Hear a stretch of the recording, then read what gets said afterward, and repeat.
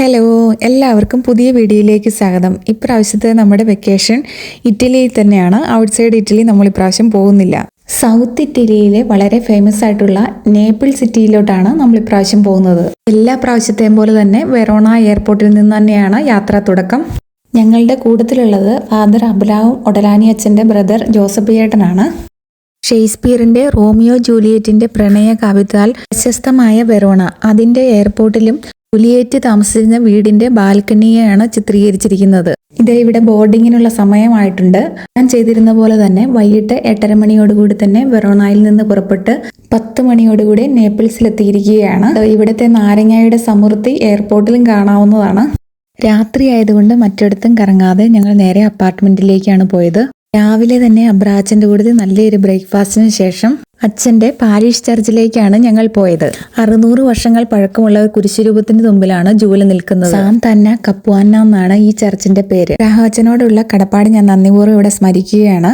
അബ്രാച്ചന്റെ പേര് പോലെ തന്നെ പല കുട്ടികളെ ഇവിടെ ഇറ്റലിയുടെ പല ഭാഗത്തായി അച്ഛൻ കൊണ്ടുവന്ന് നല്ലൊരു ജീവിതം കൊടുത്തിട്ടുണ്ട്. ഇവിടെ കാണുന്ന ഈ സ്റ്റാച്ചു വിശുദ്ധ അന്നയുടെയും ഉണ്ണി മാതാവിന്റെയും കൂടെ കൂടിയതാണ്. വളരെ റെയറായിട്ടുള്ള രൂപങ്ങളിൽ ഒന്നാണിത്. നാമധാരികളായ ഞാനും ജൂവലും ഇവിടെ ചുറ്റിക്കറങ്ങി എല്ലാം കാണുകയാണ്. റോയൽ ഇപ്പോൾ നാപ്പോളി റെയിൽവേ സ്റ്റേഷനിൽ എത്തിയിട്ടുണ്ട്. നാപ്പോളി എന്നുള്ള വേർഡ് ഇടയ്ക്ക് ചിലപ്പോൾ അറിയാതെ ഞാൻ ഉപയോഗിക്കുമായിരിക്കും. അതായത് നേപ്പിൾസ് എന്നുള്ള ഇറ്റാലിയൻ നെയിമാണ് നാപ്പോളി. അങ്ങനെ കുർബാനയ്ക്കുള്ള സമയമായിട്ടുണ്ട്. അബ്രാച്ചനാണ് കുർബാന ചെല്ലുന്നത്. ഒത്തിരി നാളുകൾക്ക് ശേഷമാണ് അബ്രാച്ചൻ്റെ ഒരു കുർബാനയിൽ ഞാൻ പങ്കുചേരുന്നത്. സെയിൻറ്റ് അന്ന കപ്പുവാന പാരിഷ് ചർച്ചിൻ്റെ വിശേഷങ്ങളൊക്കെ നമ്മൾ കണ്ടു കഴിഞ്ഞു. ഇതിൻ്റെ ചുറ്റുമുള്ള സ്ഥലങ്ങളൊക്കെ നല്ല രസമുണ്ട് കാണാനായിട്ട്. ഇവിടെ കപ്പുവാന സിറ്റിയിൽ ഇന്ന് മാർക്കറ്റുള്ള ദിവസമാണ്. സൺഡേ ആണെങ്കിൽ പോലും ഇവിടെ മാർക്കറ്റ് ഡേ ആണ് ഇന്ന്. ഇപ്പോൾ നമ്മൾ നേരെ പോകാൻ പോകുന്നത് നാപ്പോളിയിലെ കത്തീഡ്രൽ ചർച്ചിലോട്ടാണ്. ഇവിടെ നിന്ന് ഏകദേശം ഒരു 5-6 മിനിറ്റ് നടക്കാനേ ഉള്ളൂ. ഇപ്പോൾ ഇവിടെ കാണുന്നത് സെയിൻറ്റ് കാതറിൻ്റെ ഒരു ചർച്ചാണ്. ഇതിൽ 15-ാം നൂറ്റാണ്ടിലാണ് പണിതത്. സമയമില്ലാത്തതുകൊണ്ട് നമ്മൾ അവിടെയൊന്നും കയറുന്നില്ല, നേരെ പോകുകയാണ്. ഇപ്പോൾ നമ്മൾ കപ്പുവാനോ ഗേറ്റ് കടന്ന് കസ്തൽ കപ്പുവാനയിലേക്ക് എൻട്രി ചെയ്തേക്കുവാണ്. ഇത് 12-ാം നൂറ്റാണ്ടിൽ പണിത റോയൽ പാലസ് ആണ്. ഇത് നേപ്പിൾസിൻ്റെ ഒരു പ്രധാനപ്പെട്ട ഹിസ്റ്റോറിക്കൽ ലാൻഡ്മാർക്ക് തന്നെയാണ്. ഇവിടെ ഇപ്പോൾ കോർട്ട് അങ്ങനെയൊക്കെയാണ് പ്രവർത്തിക്കുന്നത്. അതുകൊണ്ട് തന്നെ ഈ വഴിക്ക് വിയ ട്രിബ്യൂണാലെ എന്നാണ് അറിയപ്പെടുന്നത്. അങ്ങനെ നമ്മൾ നടന്ന് കത്തീഡ്രലിൻ്റെ സൈഡിലെ ഒരു വാതിലിലാണ് എത്തിച്ചേർന്നിരിക്കുന്നത്. മനോഹരമായൊരു മെയിൻ എൻട്രൻസ് ഉണ്ട്. അതിൻ്റെ മെയിൻ ഗേറ്റിലൂടെയാണ് നമ്മൾ എക്സിറ്റ് ചെയ്യുന്നത്. അപ്പോൾ നമ്മൾ മെയിൻ അൾത്താരയുടെ മുമ്പിലേക്ക് വന്നിരിക്കുകയാണ്. ഇത് ശരിക്കും അമലോത്ഭവ മാതാവിന് വേണ്ടി ഡെഡിക്കേറ്റ് ചെയ്ത ചർച്ചാണ്. പക്ഷേ ഇത് കൂടുതലായിട്ടും അറിയപ്പെടുന്നത് കത്തീഡ്രൽ ഓഫ് സെയിൻറ്റ് ജെന്നാറോ എന്നാണ്. അതിനുള്ള കാരണം വീഡിയോ മുമ്പോട്ട് കാണുമ്പോൾ നിങ്ങൾക്ക് തന്നെ മനസ്സിലാകും. ഇനി നമുക്ക് നേപ്പിൾസിലെ ഈ റോമൻ കാത്തോലിക് കത്തീഡ്രലിൻ്റെ ഇൻറ്റീരിയർ ഡിസൈനൊക്കെ നല്ലോണക്കൊന്ന് കാണാം. നോക്കി എത്ര മനോഹരമായിട്ടാണ് ഡിസൈൻ ചെയ്തിരിക്കുന്നതെന്ന്. പ്രത്യേകിച്ച് അതിൻ്റെ സീലിംഗ് വർക്കുകളും അതുപോലെ ആ മാർബിൾ കൊണ്ടുള്ള ആർച്ച് വർക്കുകളും എത്ര ഭംഗിയാണെന്ന് നോക്കിയേ. 13-ാം നൂറ്റാണ്ട് മുതൽ തുടങ്ങി ഏകദേശം 19-ാം നൂറ്റാണ്ടോടുകൂടിയാണ് ഇതിൻ്റെ സകല പണികളും തീർന്നത്. 17-ാം നൂറ്റാണ്ടിൽ പിയത്രോ ബ്രാച്ചിയുടെ മാസ്റ്റർ പീസാണ് ഈ അൾത്താരയും ഇവിടെയുള്ള അസംഷൻ മാതാവിൻ്റെ സ്കൾച്ചറും. ആണ് അൾത്താരയുടെ മുന്നിൽ നിന്നുള്ള പടിഞ്ഞാറ് വശത്തെ മെയിൻ ഡോറിലേക്കുള്ള പ്രധാന വ്യൂ. ഇരുവശങ്ങളിലുമായി നിരവധി ചാപ്പലുകളും നിരവധി വിശുദ്ധരുടെ രൂപക്കൂടുകളും കാണാൻ സാധിക്കും. ഇതിൻ്റെ വാസ്തുവിദ്യ പ്രധാനമായും ഗോത്തിക്, ബറോക്ക്, നവോത്ഥാന ശൈലിയിലാണ്. ഇനി നമ്മൾ കാണാൻ പോകുന്നത് ഈ പള്ളിയുടെ ഏറ്റവും സെൻറ്റർ ഓഫ് അട്രാക്ഷനായ ഒരു ഭാഗത്തേക്കാണ്. ഇതിന്റെ പേര് തന്നെ royal chapel of the treasure of the San Gennaro എന്നാണ്. ജോവാനി ലാംഫ്രാങ്കോയും ഡൊമേനിക്കോ സംബിയേരിയുമാണ് ഇതിന്റെ പ്രധാന ആർട്ട് വർക്കുകൾ ചെയ്തിരിക്കുന്നത്. ഇതിന്റെ ആ താഴിക കൂടെ ഒന്ന് നോക്കിയാൽ എത്ര മനോഹരമായിട്ടാണ് അതിൻ്റെ ആ ആർട്ട് ചെയ്തേക്കുന്നത്. ഇവിടെ ഭിത്തിയെല്ലാം സ്വർണ്ണത്തിൽ പൊതിഞ്ഞാണ് ഇരിക്കുന്നത്.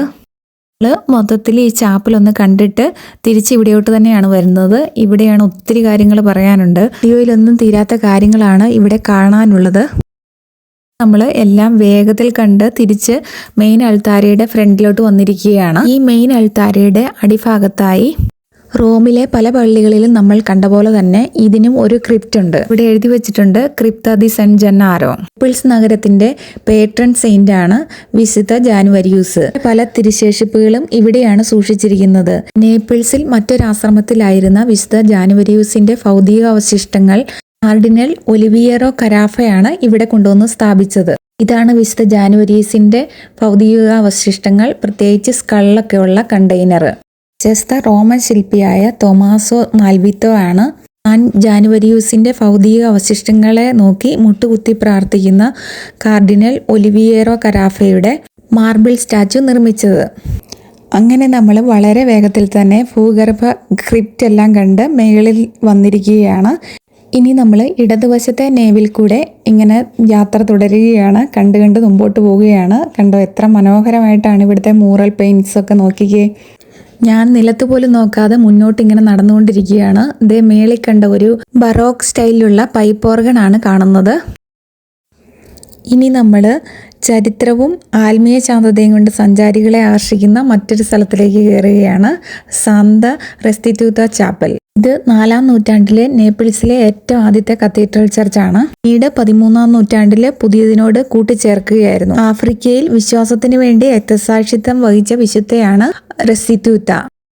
ഇതിനകത്ത് ആദ്യം നമ്മുടെ ശ്രദ്ധയിൽപ്പെടുന്നത് സൈഡിലുള്ള 27 പുരാതന കൊറിന്ത്യൻ തൂണുകളാണ്. പിന്നെ ഈ ചാപ്പലിന്റെ വശങ്ങളിലായിട്ട് ഗോത്തിക് ശൈലിയിലുള്ള ആർച്ചുകളും ബറോക്ക് സ്റ്റൈലിലുള്ള അതിന്റെ മുകൾത്തട്ടും പെയിന്റിങ്സും ഇതിന്റെ ഭംഗി വളരെയധികം വർദ്ധിപ്പിക്കുന്നു. മാതാവിന്റെ ചിത്രത്തിന് സൈഡിലായിട്ട് നിൽക്കുന്നത് വിശുദ്ധ ജാനുവരിയൂസും വിശുദ്ധ റെസ്റ്റിറ്റ്യൂത്തയുമാണ്.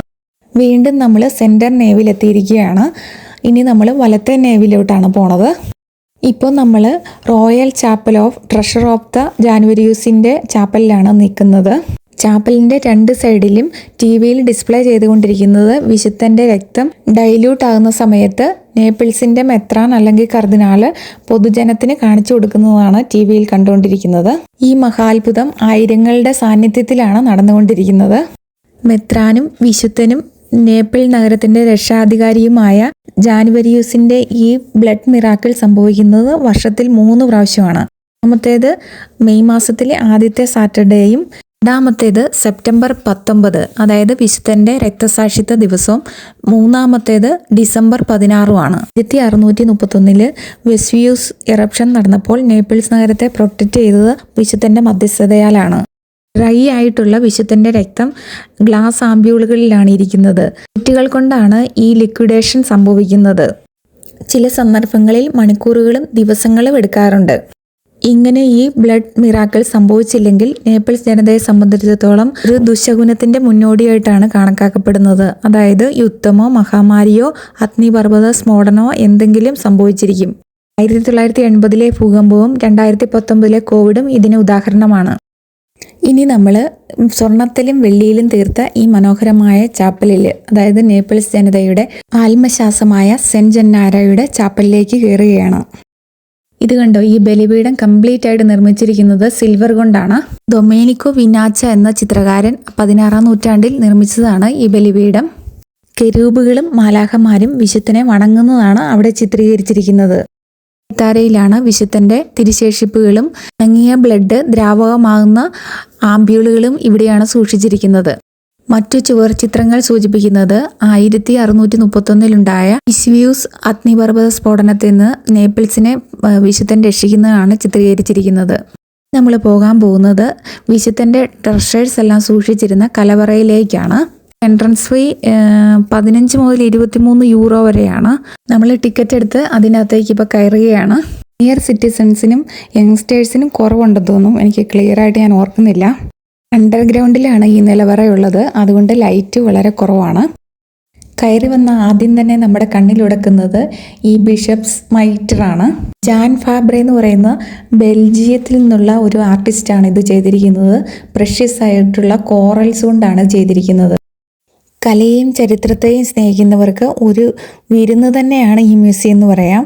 വെള്ളിയിൽ തീർത്ത വലിയ പ്രതിമകളും പുരാതന സിരിശേഷിപ്പുകളും ശരിക്കും നമ്മളെ ചരിത്രത്തിന്റെ മറ്റൊരു കാലഘട്ടത്തിലേക്ക് തന്നെ കൊണ്ടുപോകുമെന്ന് പറയാം. ആദ്യം തന്നെ നമ്മൾ കാണുന്നത് വിശുദ്ധ മിഖായേലിന്റെ അതിമനോഹരമായ സിൽവറിൽ തീർത്ത ഒരു സ്റ്റാച്ചു ആണ്. പിന്നാലെ തന്നെ സെന്റ് റോക്കും സെന്റ് മൂർത്രയും ഉണ്ട്. തനി തങ്കത്തിൽ പൊതിഞ്ഞ് ഉണ്ണീശോയുടെ രൂപവും കാണാം. ഇവിടെ കുറച്ച് ലിത്തൂർജിക്കലായിട്ടുള്ള ഉപകരണങ്ങളാണ് വെച്ചിരിക്കുന്നത്. ഇനി നമ്മൾ മ്യൂസിയത്തിന്റെ അണ്ടർഗ്രൗണ്ടിലോട്ട് വീണ്ടും പോവുകയാണ്. ഇതെല്ലാം നമുക്ക് മനോഹരമായ ഫ്രേസ്കോകള്, പെയിന്റിങ്സുകള്, വെൺകല ശില്പങ്ങള് എല്ലാം കാണാൻ സാധിക്കും. ഇരുട്ട് തോന്നുന്നുണ്ടെങ്കിലും ഇതിനകത്തൊരു പ്രത്യേക വൈബുണ്ട്. ഇവിടെ കാണുന്നത് വിശുദ്ധ റാഫേൽ മാലാഖയുടെ അതിമനോഹരമായ ഒരു സ്റ്റാച്ചു ആണ്. ഇതിനടുത്തുള്ളത് ഐറിൻ പുണ്യവതിയുടെയാണ്. ഇതാണ് മെത്രാനായിരുന്ന സെന്റ് ജാനുവരീസ് അല്ലെങ്കിൽ സെന്റ് ജന്നാരയുടെ പ്രതിമ. പ്രശസ്ത ഡിസ്നി ഫിലിമായ ബ്യൂട്ടി ആൻഡ് ദ ബീറ്റ്സ് എന്ന ചിത്രത്തിന്റെ മാജിക് മിററിന്റെ വേറൊരു വെർഷനാണിത്. ഇതിൽ എഴുതി വെച്ചിരിക്കുന്നത് ലാറ്റിനിൽ സങ്കീർത്തനങ്ങൾ 68-ാം അധ്യായം 10-ാം വാക്യമാണ്. ഇനി അങ്ങോട്ട് അത്ഭുതങ്ങളും ചരിത്രവും വജ്രത്തിളക്കങ്ങളും ചേർന്ന കാഴ്ചകളാണുള്ളത്. ലോകത്തിലെ തന്നെ ഏറ്റവും മൂല്യമുള്ള നിധിശേഖരങ്ങൾ ഒന്നാണ് ഇവിടെയുള്ളത്. രാജാക്കന്മാരും പ്രഭുക്കന്മാരും നൂറ്റാണ്ടുകളായി വിശുദ്ധന് സമർപ്പിച്ച വജ്രങ്ങൾ, മരതകങ്ങൾ, മാണിക്യങ്ങൾ എന്നിവ ബന്ധിപ്പിച്ച കിരീടങ്ങളും മാലകളും ഇവിടെ കാണാം. ബ്രിട്ടീഷ് രാജ്ഞിയുടെ പക്കൽ ഉള്ളതിനേക്കാൾ വിലപിടിപ്പുള്ള രത്നങ്ങൾ ഈ ശേഖരണത്തിൽ ഉണ്ടെന്നാണ് പറയപ്പെടുന്നത്. ഞാൻ റാഫേൽ മാലാഖയും കുഞ്ഞു തോബിയാസിനെയും കാണാൻ വേണ്ടി ഒന്നുകൂടെ കറങ്ങി ഇവിടെ വന്നിരിക്കുകയാണ്. എന്നെ ഒത്തിരിയധികം അട്രാക്ട് ചെയ്ത ഒരു സ്റ്റാച്ചു ആണിത്. ഏകദേശം എല്ലാം കണ്ടു തീരാറായിട്ടുണ്ട്. എനിവേ ഇറ്റലിയിൽ വരുന്നവർ ഒരു പ്രാവശ്യമെങ്കിലും കണ്ടിരിക്കേണ്ട കാര്യങ്ങളാണിതൊക്കെ. അങ്ങനെ നമ്മൾ മെയിൻ എൻട്രൻസിലൂടെ ഇപ്പം പുറത്തേക്ക് ഇറങ്ങിക്കൊണ്ടിരിക്കുകയാണ്. അങ്ങനെ 13-ാം നൂറ്റാണ്ടിൽ നിർമ്മിച്ചതും നേപ്പിൾസിൻ്റെ ഹൃദയഭാഗത്ത് സ്ഥിതി ചെയ്യുന്നതും ഏറ്റവും മനോഹരമായ ദുവോമോ ദി നാപ്പോളി അല്ലെങ്കിൽ തിയേറ്റർ ഓഫ് സെന്റ് ജന്നാരോ നമ്മൾ കണ്ടു കഴിഞ്ഞു. നോക്കിയേ, ഈ ചർച്ചിൻ്റെ ഒരു പൊക്കം എന്നാ ഹൈറ്റാന്ന് നോക്കിയേ. ഗൂഗിളിനകത്ത് നോക്കിയപ്പോൾ 48 മീറ്ററാണ് ഹൈറ്റ് കാണിക്കുന്നത്. തിരിച്ച് അബ്രാഹച്ചൻ്റെ പള്ളിയിലോട്ടാണ് പോണത്, സന്താനാദി കപ്പുവാന.